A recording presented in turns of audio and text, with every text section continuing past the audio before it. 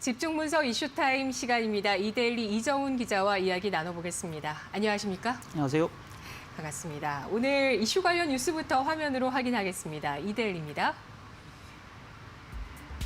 코스피 2,800 돌파, 배당락의 숨고르기입니다. 2021년 신축년을 앞두고 지난달 이후 가파르게 달려온 증시는 연말까지 숨고르기에 들어갈 것으로 보이고 있습니다.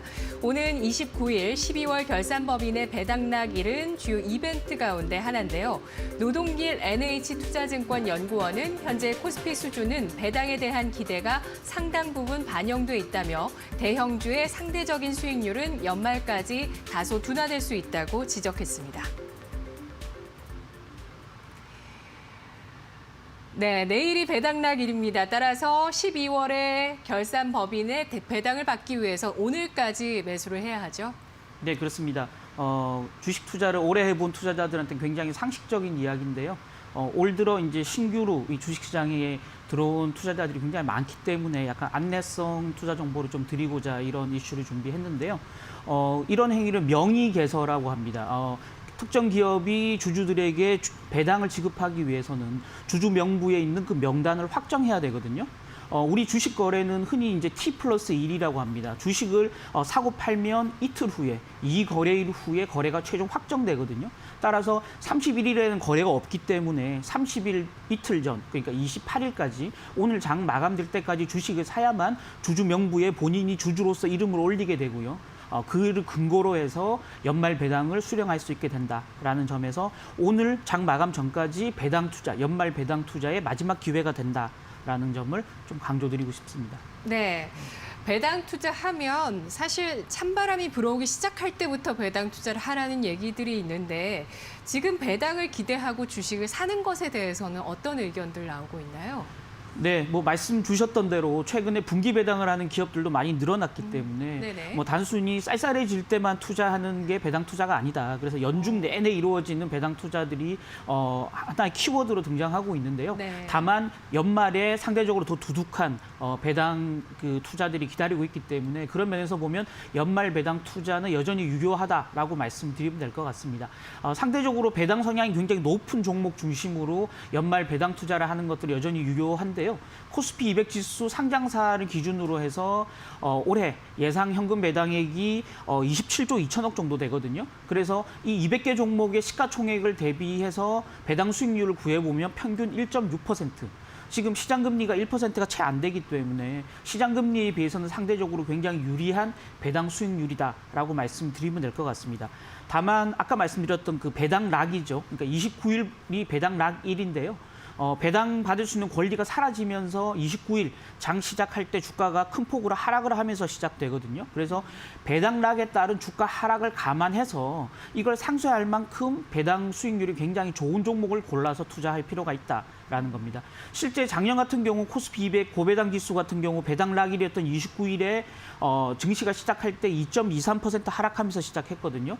따라서 이걸 상쇄할 수 있는 굉장히 높은 배당 수익률이 기대되는 종목 또는 배당락으로 주가 하락을 감안하더라도 앞으로 주가가 중장기적으로 더 올라갈 수 있는 종목 중심으로 배당 투자 종목을 골라보는 전략이 필요하다라는 겁니다. 네, 배당을 위한 투자를 하기 위해서는 일단 배당을 입금받는 것뿐만 아니라 시세 차익에 대해서도 고려를 할 수밖에 없는 상황이기 때문에 내일 배당락을 또 주의해서 오늘 종목을 접근하실 때 주의하실 필요가 있겠습니다.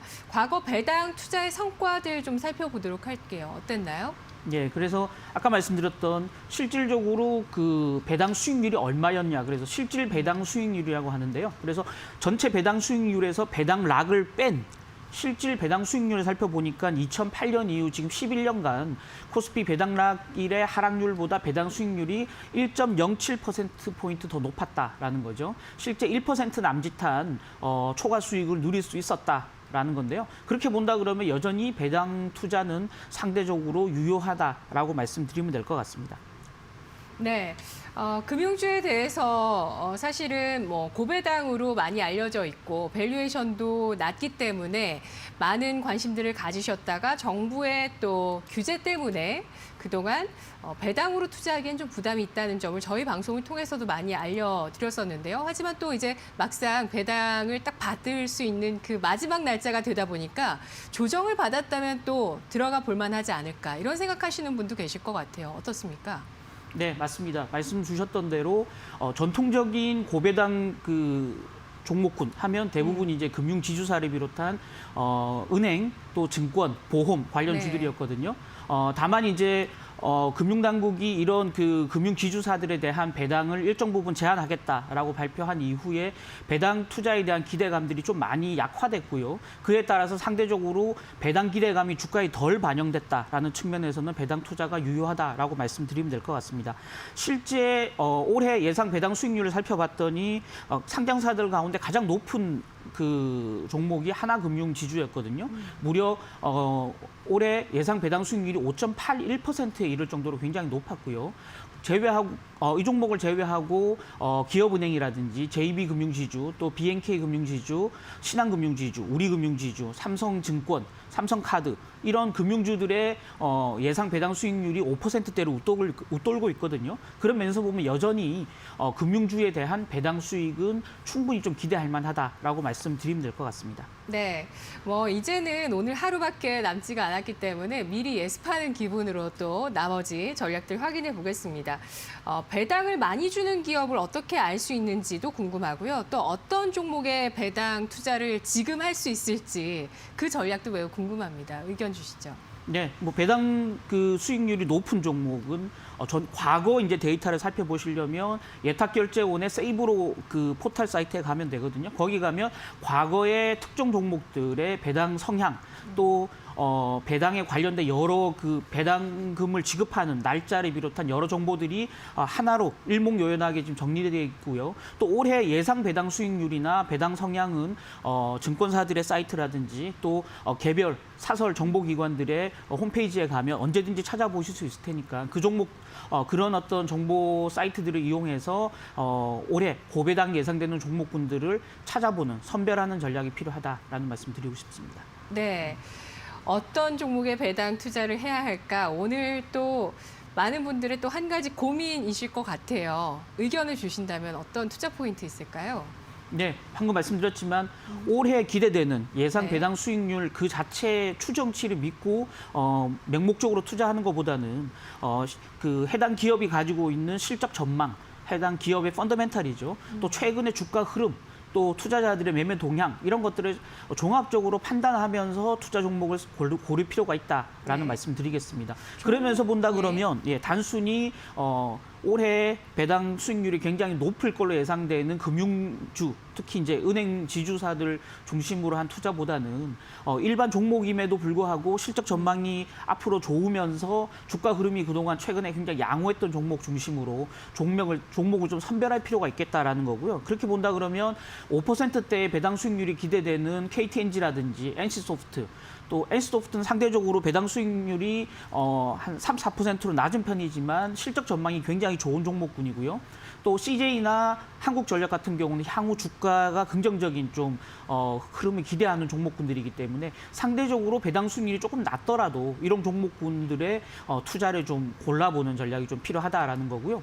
지난 주말에 삼성전자 주가가 장중에 7% 넘게 급등했고 종가 기준으로 5%가 넘는 상승세를 보였습니다만은 역시 삼성전자 우선주 같은 경우는 특별 배당에 대한 기대감도 여전히 남아 있거든요. 그렇게 본다 그러면 배당 수익률 자체가 높진 않지만 삼성전자 우선주에 대한 배당 투자도 여전히 유효하다라는 말씀 드리겠고요. 실제 반도체 슈퍼사이클이 있었던 2018년 같은 경우 삼성전자가 실적이 굉장히 좋으면서 배당금을 연말에 60% 인상했던 그런 또 좋은 경험들이 또 기억들이 저희한테 남아 있거든요. 그렇게 본다 그러면 올해에도 특별 배당이라든지 기존 배당금을 추가로 인상한다든지 이런 전략들이 가능하기 때문에 삼성전자에 대한 기대감도 충분히 가져볼 만하다라는 말씀 드리겠습니다. 네, 알겠습니다. 삼성전자의 특별 배당 과연 얼마까지일지 좀 서프라이즈 할 수 있을지에 대한 기대도 상당히 큰 것 같습니다.